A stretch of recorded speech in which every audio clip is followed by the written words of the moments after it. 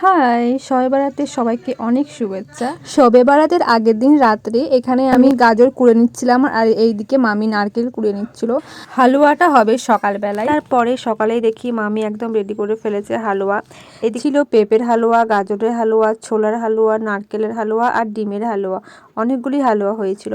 তারপরে এদিকে বিকেলবেলায় এখানে তৈরি হচ্ছিল চালের আটা রুটি, যেটা আমার অত্যন্ত প্রিয়। তাও আবার যদি হয় উনুনে শাঁকা, সেটার মজাই হচ্ছে আলাদা।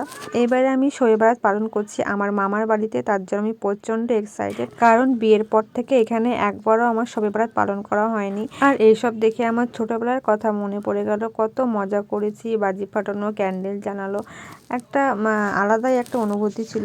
বড় হয়ে বিয়ে হয়ে কে কোথায় চলে যায় তার কোনো খবর থাকে না, যে যার মতো থাকে। তো যাই হোক, এই ছিল আমার শবে বারাতের মিনি ব্লগ। তোমাদের কেমন শবে বারাত কাটলো অবশ্যই আমাকে জানাবে। দেখা হচ্ছে নতুন একটা মিনি ব্লগে। ভালো থাকবে, টাটা।